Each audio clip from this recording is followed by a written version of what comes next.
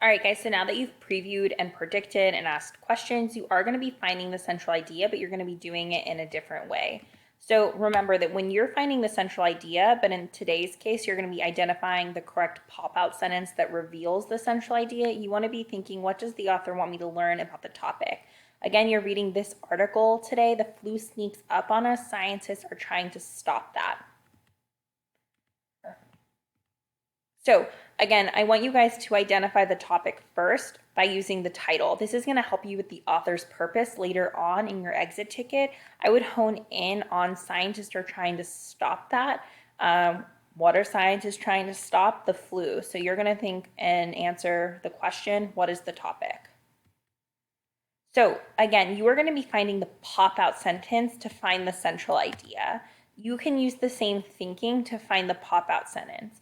You want to think, what does the author want me to learn about the topic? So I'm going to quickly review how you find a pop-out sentence so you can best identify which is the correct answer, because I'm going to be giving you guys multiple choice answers to make it a little bit easier for you than writing out your central idea.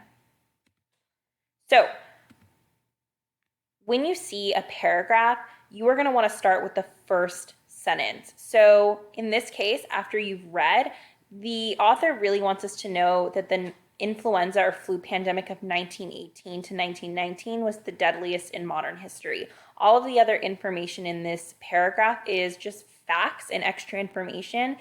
So I was able to identify the pop-out sentence in the first sentence. So when in the first sentence of the paragraph. So when you are asked to identify the pop-out sentence, you want to think about the central idea question, and then you're going to see which is the best answer choice, because I'm going to give you a multiple choice question.